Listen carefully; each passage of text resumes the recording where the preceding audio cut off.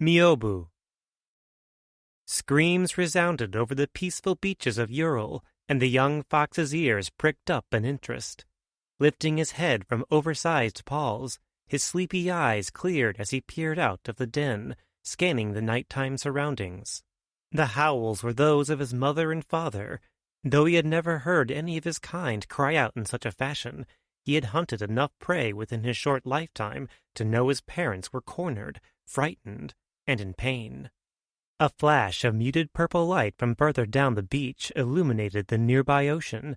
The water, which normally sparkled like blue sapphires even on cloudy days, was now dark and murky. Despite a lack of wind, mixtures of water and sand spiraled about the shoreline like small waterspouts. At the center of all the commotion, holding the source of the colored flash, stood a monstrous creature. The purple light disappeared. His mother's yelping barks cut through the new darkness, but those were summarily silenced. More of the beach's white sands were kicked into the air as the fox leapt from the den and raced down the coast toward the unfolding scene. As he ran, he tried to make sense of what he had just witnessed. The beast looked to have the mass of a horse, and stood upright on its hind legs with a practiced dexterity not seen in any other animal. It was covered with thick hair colored black with flecks of red. Its most striking features were the massive horns protruding from its head and reflective pearly white fangs. The fox wondered if the animal was one of the humans he had heard tell of, but he quickly discounted that. Humans had always been described as softer, slender creatures with little hair. Their closest settlement was over 50 leagues away, well beyond the fox's realm of exploration. They knew of Ural, desired its rich mineral deposits and bountiful game, but its geographical location made it difficult to access. The purple light flashed again as he drew nearer, its subdued glow revealing its source to be a massive sword wreathed in colored flame. Though not ornate, a string of glyphs was etched into the side of the blade. The fox could not understand them.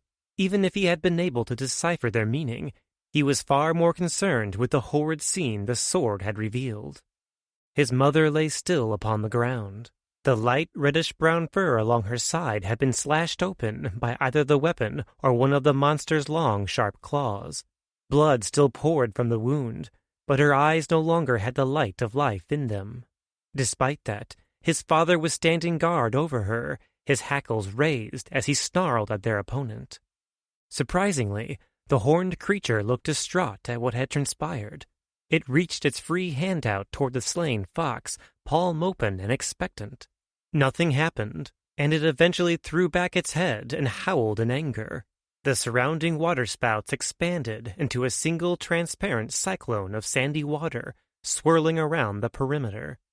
After a few heartbeats, the beast turned its attention to the fox's father, its eyes burning a ghastly green. The remaining mate ceased his bristling. He turned away from his opponent, leaving himself open to attack, and looked back toward the den, back to where the young pup was supposed to be sleeping. "Myobu, my son," the elder fox expressed telepathically. "Run!" Myobu ran as fast as his natural yokai form would allow him, not away from the battle as his father meant, but straight for it. He was still too young to fully comprehend the meaning and consequences of losing someone, of their no longer being there, but he knew for certain what had happened to his mother was atrocious. He would not turn tail when a similar fate could befall his father. Besides, he expected his father to flee, to run toward him and lead him to a safe place. To Myobu's dismay, the elder yokai swung back around to the monster, crouched, and then leapt upward. His body underwent a radical transition as he went airborne, morphing from a sleek, agile fox into a bulkier, ferocious wolf. Larger fangs sprang from his jaws, which were ready to snap shut on the throat of his target. Neither the increased weight, meant to knock the creature to the ground, nor the larger set of teeth served their purpose. The beast appeared as shocked as Myobu by the attack. It swung its weapon in defense. As the youth watched in helpless terror, it cleaved the wolf nearly in two. Death came even before the body fell to the ground with a heavy thud. "Father, no!" Myobu shrieked, not realizing he simultaneously let out an animalistic scream. The monster again appeared perplexed by the bloodshed, its eyes blazing in anger at the fresh carnage at its feet. It stamped about, swung the blade, and roared at the sky. The weapon pulsed again with a brighter intensity. The flames looked as if they were straining away from their wielder, and they disappeared when Myobu skidded to a stop within the beast's field of vision. Myobu saw intelligence and understanding in the creature's fiery green eyes. The beast calmed and set its sights on him. He knew with sudden certainty this was not a mere animal like those he and his parents had hunted and eaten. This was not a monster blessed with horns, claws, and a flaming sword. The massive, aberrant being had thoughts and goals. It had come here for a reason. This entire encounter was not by chance. Now it was looking at him with a singular drive. Just as it had done with his mother, the creature reached its free hand toward him through the hazy mist of water and sand. It was a friendly gesture, probably meant to calm him. Myobu cocked his head, looking at the clawed hand quizzically. He had just decided to leap forward and bite at it with his tiny jaws when he was knocked back in blinding pain. It felt as though the sword had been driven deep into his skull, creating a chasm through which his very being was spilling out. His mind was torn asunder. In his agony, he only saw white light and heard a piercing wail. Then it stopped. His senses were still screaming in reaction, but whatever force had ripped through his head was gone. He tried to get up, to bolt as his father had demanded, but all he could do was lay on his side, twitching and panting. Despite his vulnerability, no further harm came to Myobu. As his acuity of the surroundings normalized, however, he knew the danger had not yet abated. Strangely, he felt and heard water all about him, not the sandy mist that had been streaming through the air, but the ocean itself rushing up the beach as though the world itself had been turned on its side. His vision finally cleared, and Myobu saw another creature had dared step into the foray. He recognized the scent of Kirin, a yokai who had recently taken up residence in a nearby den. Kirin was in another form Myobu had never seen before. This guy's had to be a human male, he thought.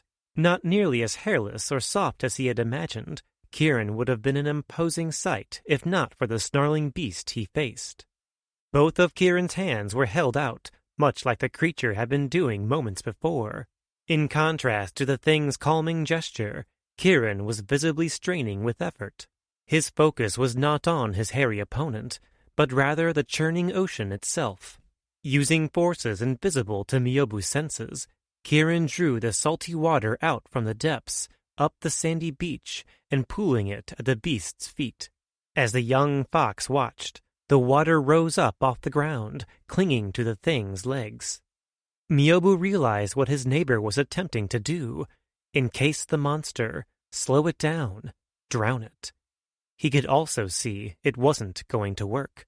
The creature was so powerful it had killed his parents almost by accident, though there was little doubt death would have been the end result of its nefarious intentions. Despite the onslaught of accumulating water, now up to its waist, it was still slogging its way toward Kirin. His large hoofed feet made horrible sucking sounds as they were driven into and out of the wet sand. As it neared Kirin, the thing raised the giant sword, making to slash it down upon the chest of the human form. It burst into flames again, the purple colors straining in the opposite direction of their handler. Myobu thought himself delirious, but he would have sworn he could perceive souls within the fire, the souls of his kind. The moment this impression crossed Myobu's mind, his perception of time slowed to a crawl. The purple flames turned to him and reached out with enticing, translucent tendrils. Wrapped about him, they pierced his consciousness, drove deep into his mind. Quite suddenly, he understood fire. Not just that of the sword, but all fire. He knew its properties, its strengths and weaknesses, and what fueled it. Fire was within him, an integral part of his very being. As such, he could control it just as though it were his leg, jaw, or tail. The translucent tendrils dissipated. Without even knowing he was moving, and despite the pain and exhaustion he was suffering, Myobu jumped to his feet. Utilizing a power he had never before practiced, he reached out to the sword with his mind. The weapon was halfway through its swing toward Kirin, and the flames were about to vanish once again. Before they could, Myobu wrested control of the fire, causing it to explode outward and engulf the creature's hairy arm. Bewildered, the beast let the sword slip from its grasp. It went completely dark before embedding itself into the sand by Kirin's feet. Myobu still had control of the flames that crackled along their foe's appendage, and he used his newfound power to spread it quickly over the rest of its body.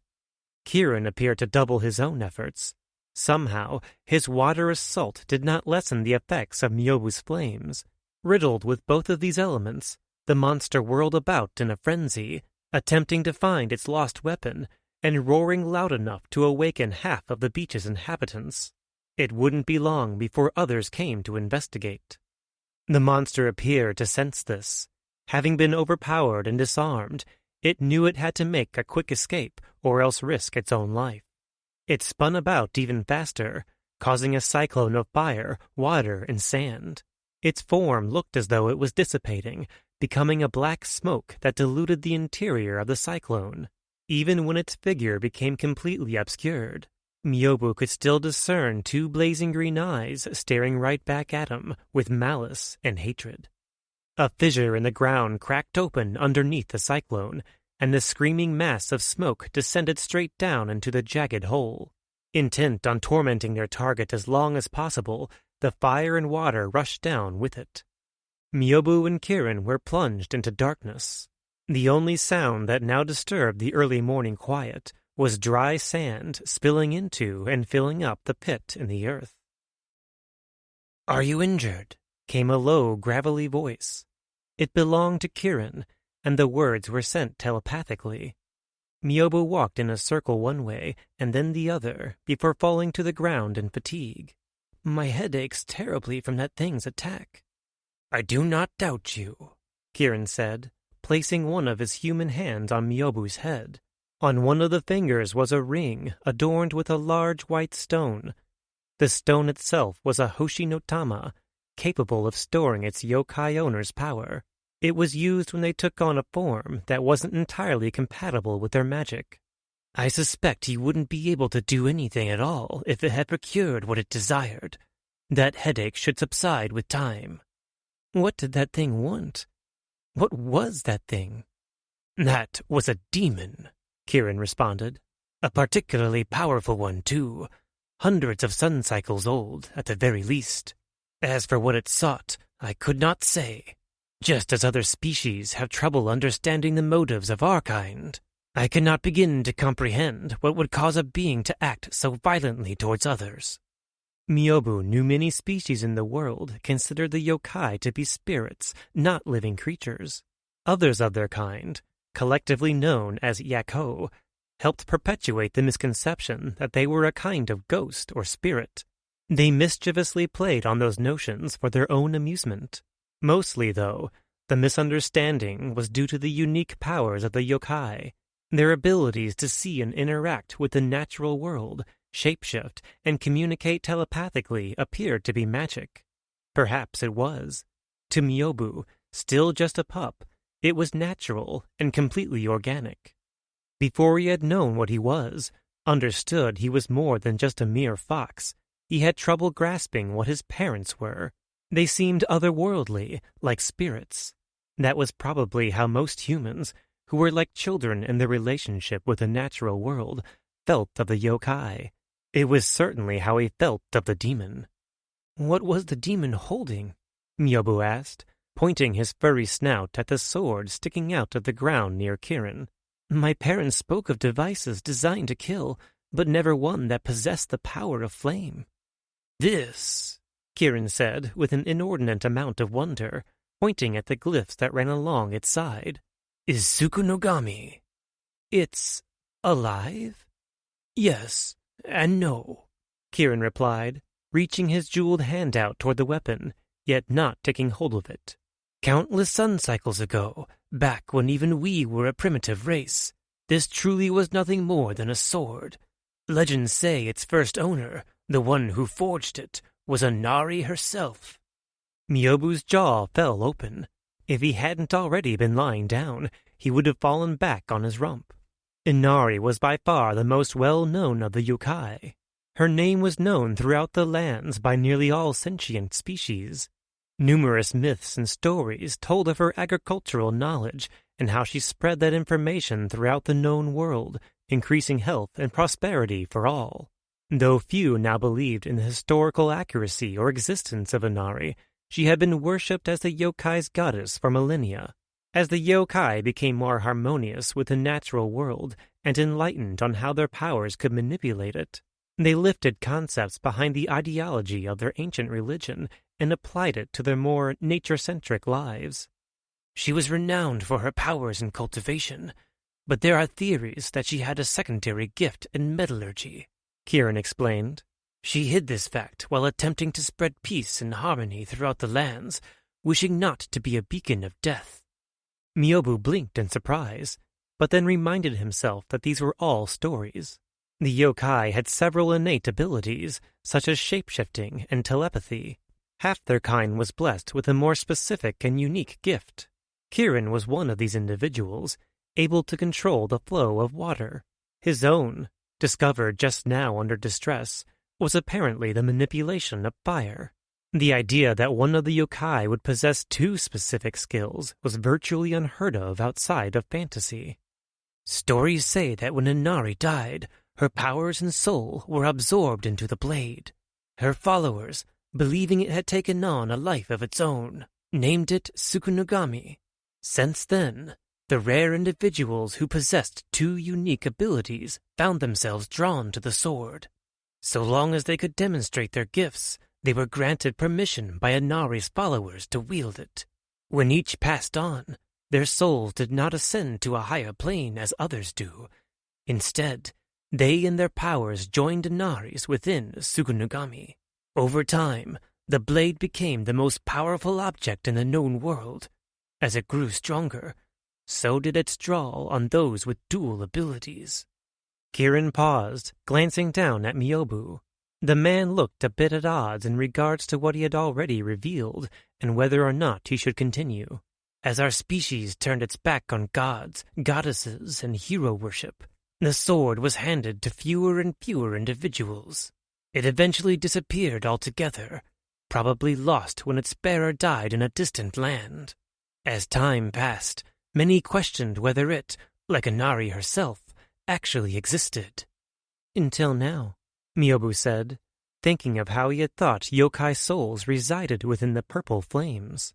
He had the impression that they did not regret their eternal lot, being trapped within a sword, though they had not cared for the being that had recently found them. Until now, Kirin agreed, though it is too soon. Too soon? I have heard from one of our kind, someone so old and wise they sensed the future, that Tsukunogami will once again play an integral part in shaping our world's future. Kirin grasped the hilt of the sword and pulled it deftly from the sand. No flames burst forth. It was inanimate, just a piece of metal. The time is not right, however. Other foretold signs have not yet come to pass. No known yokai has had two gifts in generations, and with no remaining followers of Inari, there is no one to keep it safe from others who may be drawn to it. For that reason, I think it best Tsukunogami remains lost to history for now. To that end, I must take the weapon far from here. You're leaving? Myobu exclaimed, suddenly panicked. The emotion surprised him. Kirin was truly just an acquaintance, a friendly neighbor. Then the reality of Myobu's situation set in. Both of his parents had been murdered. They were not going to trot down the beach, take him back to their den, and lay next to him until his heart and mind calmed and he fell asleep. They would not be around when he awoke in the morning to accompany him on a breakfast hunt. They would never know his special power involved fire and would not witness his first shape-shifting. Without them to guide and teach him, would he even be able to learn such things on his own? In lieu of his parents, those he had been closest to, there was only Kirin. They were bonded together by virtue of surviving and defeating the demon. "What will I do?" Myobu asked, more to himself than Kirin. "Though the night is quiet, you are surrounded by your own kind," Kirin said. Myobu was not comforted, and upon seeing this, the elder continued, "I do not know what your immediate future holds, but I am certain you will rise above this night's transgressions. Do not give me that sullen look. You see, I am not here by chance. The same yokai who spoke of Tsukunagami insisted I come to Ural." "Why?" Myobu said, puzzled. "To save you," Kirin answered, pointing down at him with a human finger. "The Harbinger, that is how many refer to this wise one, has made me privy to bits and pieces of what might come to pass. I barely understood most of what was revealed, so I cannot tell you much. What I can say is you are important. You are as integral to our future as Tsukunagami. You will come to know the one who will wield it, and, together, you will both destroy the very demon we fought off today. You will keep safe the brass machine, and in doing so, save our world."